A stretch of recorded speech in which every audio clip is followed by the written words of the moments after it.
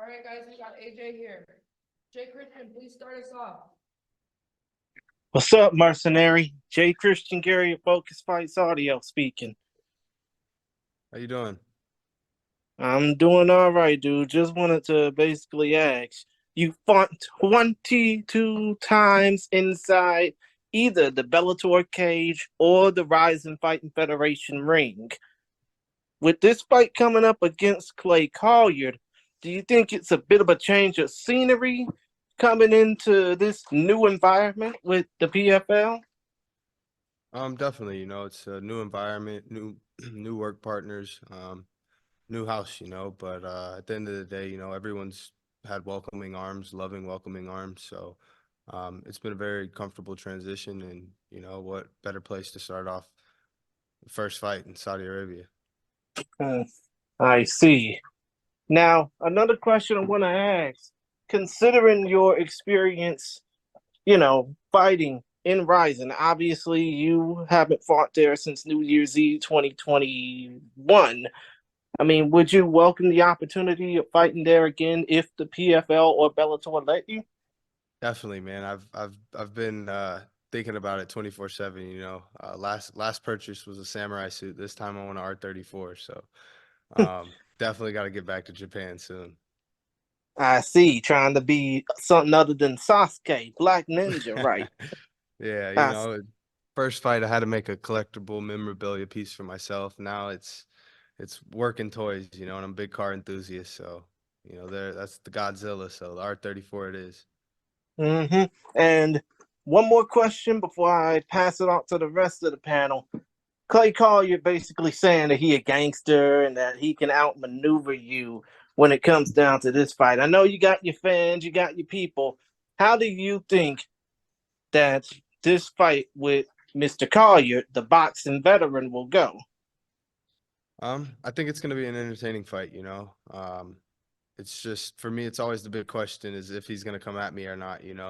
If he comes at me wild, then I'm gonna have to get adjusted and kind of figure some things out. But if not, um, I'm gonna just go in there and do what I do best, let's kick ass, take names. So Mm-hmm. yeah, we're gonna have fun. I see. Other than that, man, good luck. No, wait, I shouldn't Thank you. say good luck. I should say best of skill to you on Thank Saturday you. afternoon, man. Dylan.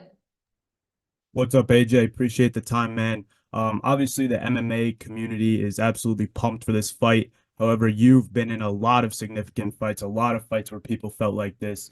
Does your excitement match kind of what's going on, or does it just feel like another fight for you? Definitely, the excitement of just being in Saudi alone, having a Middle Eastern background, Lebanese, um, the entire trip in totality is just surreal, So I'm just embracing it all, the culture, the new promotion. I mean, we got all kinds of special things. I don't want to put things out there, but there's going to be all kinds of special things that happen through this show. So for me, it's just more motivation, more motivation and the pressure. I love the pressure. So diamonds aren't built overnight. They do well under pressure. That's how they're created. And yeah, I love it. I enjoy it and I embrace it. Definitely, man. And back at Bellator 301, I believe it was in Chicago, you got your hand raised over Sid Outlaw that night. We were talking after the fight in the press room, and you said, we all kind of we all knew nothing in terms of what was going to happen from there and what was going to, go next for you fighters. Obviously now we know what happened. How has this transition been for yourself, and what's this fight week like compared to all of the ones that you had under a Bellator banner? Like I said, it's been a very smooth transition. PFL, they've been nothing but great to the fighters. They've had welcoming arms. Um, we still have some staff that's here helping out and just kind of working side by side with everybody. And it's still like a big family. Everybody's still just very loving. Everybody's here to help out and make each other comfortable. Make a good, healthy workplace and work environment. That's great to hear, man. Thank you. Mhm. Euro. Hi, Jay. Thank you for your time. And sorry if this was asked already. My audio kind of went out for a bit, but the lightweight tournament is set to begin in April. Is that something you envision yourself being a part of, or are you kind of seeing this on a day-by-day basis? Um, with this fight leading up to this weekend, I'm not quite sure what'll happen. You know, I'm looking forward to being a champion again. So, if it's a tournament, 4 fights in a year, that's definitely at 55s. If we're gonna do one-off shows, big pay-per-view events like this, I wouldn't mind going back to 45s. I've always said I want to be champ. So, um, I got to get through Clay Collard. You know, I can't overlook him. Obviously, he knows what it's like to be in the finals of that tournament. Um, him and myself have been there. So this, to me, this is for the world title. You know, the champion retired, and Clay Collard's the one that retired him. So in my eyes, I feel this is why we're starting off the show. You know, this is the championship matchup that everybody wants to see. Fair enough. And I saw that you mentioned the R34 there. That's also my dream car. So now that it's legal out here in the States, well, what was your reaction when that happened? You know, it's crazy. My boy actually had one before they were legal. Don't ask how, but he had it. And I didn't get to ride in it, but my buddy was on FaceTime with me and he took a pull. He was in Hollywood, took a pull down the street. And literally, dude, the connection just started breaking up because of how fast he was going. And I was like, oh. But my cousin actually just purchased one too. He got one imported. So yeah, we're trying to be our boys. Awesome. Best of luck with your fight and best of luck with purchasing that. Thank you. Appreciate it. Cash. How you doing, AJ? Oh, I'm doing good. How about yourself? Your skill, I'm good, man. Your skill set as a fighter is very well rounded. You have the ability to submit or finish opponents on your feet. What's your mentality going into this fight versus Clay? Um, I would say my mentality going into this fight, I haven't really got to utilize my boxing skills much at the 155-pound division. And I like to beat people at their game. So, um, like we all know, Clay Collard's a brawler. He's a boxer. He's coming in to make this fight nitty and gritty. So, I'm gonna go out there, play his game for a little bit, and hopefully I beat him at his game. If not, then we already know what the ace in the hole is. Take him down, choke him out. Yes, sir. Good luck to you this fight. Thank you. Steve. Hey AJ, how you doing today? I'm doing well. I'm good, good. You touched on it a little bit there. Clay's got a very interesting style when he gets into the cage, one that makes him stand out in a big way. What are your thoughts on just the way he fights? He's a go-getter, you know. Anybody that's willing to take a punch and give one is a man you got to look out for. He reminds me a lot of Derek Campos, who I fought 3rd round in the tournament. Or no, 2nd round. I fought Campos 2nd round. But yeah, I was landing punches and he was just taking them, you know. And sometimes you're not going to be able to finish somebody on the feet. They got a tough chin and they can weather that storm. So you got to mix it up, you know, and that's the big key of being a mixed martial artist is being able to realize, okay, he's still withholding. So let's switch up the game a little bit.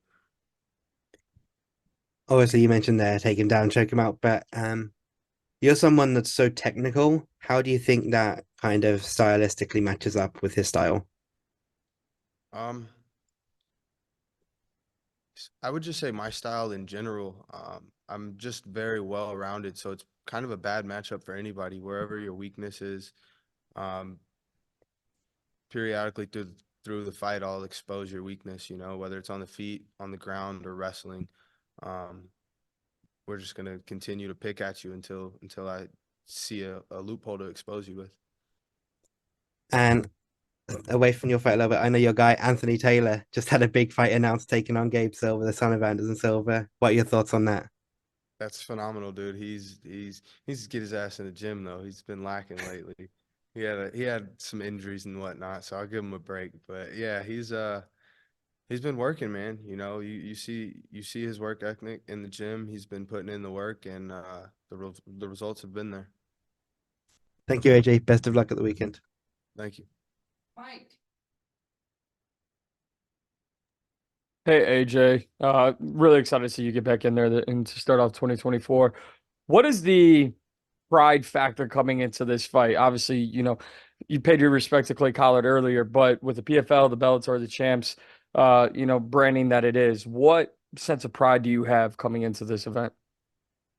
Well, it being the only non-title fight, it's only non-title fight and the opening of the show. It's an honor, you know. It's like the closing of the show. The main event is just as important as the first fight. You kind of set the tone. So to be the first fight of the night, I feel they expect high expectations, you know, especially on the first pay-per-view.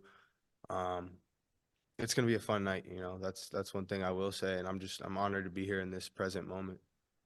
It definitely will be a great fight, and I don't want to get too far ahead of myself on your end or on Clay's end, but have you sat back and imagined, or maybe even for a millisecond thought about if this fight goes one way or another, a potential AJ McKee, Clay Collard, PFL world title fight at the end of the tournament later this year? Hey, it's a possibility, you know. If that 155-pound tournament comes around and that's what we sign up for and everything works out, then yeah, we'll get that done. And yeah, you know, everybody loves to see a second battle, you know. You kind of figure people out. You become familiar with their craft, what they're good at, and you know what to work for. So I'm sure after a first fight, we'll both kind of be dialed in on each other a bit more for a second one. So I'd honor anybody with the second fight, but my goal is to always make sure nobody wants to fight me twice. Thanks very much, man. Ronald. This is Ronald E. Smith. AJ, every fight, some fighters taking their own way to get in that zone, to get in that zen. But also sometimes fighters use music to get them in there. And any turn during this camp, has there been a certain song that really has gotten you in a good mode into this fight? Honestly, I haven't been listening to music that much this camp. It's been more of motivational speakers and stuff. So AT's been a big thing on my Spotify list. I've been on that every day when I run and just kind of dialing in, you know, motivation, new year, new me. It's 2024, you know what I mean? It's the years are going by, you know, I'm entering my prime and I call this the year of Kobe. So I've dedicated my life really to just dialing back in and giving it my monk mode and go full potential. And what about Kobe that really inspires you? Man, it's just like the car scene in Los Angeles, you know, it's kind of a part of our culture. Growing up in SoCal, being a Laker, Shaquille and Kobe, that was like the duo. So I've that Mamba mentality, man, you just gotta give it your all, and when you think that's literally all you've got, you give it some more and you don't stop. You just keep going. Um, Countless hours in the gym, day in, day out, you know, even when fights aren't happening, you know, still put it in those countless hours. Right after I had staff, I was still back in the gym the following week, just putting in work after work. So that's where I feel you make the most growth. And yeah, that's that Mamba mentality. Thank you. AJ, thank you so much for your time. Thank you. Appreciate you guys. Have a good one.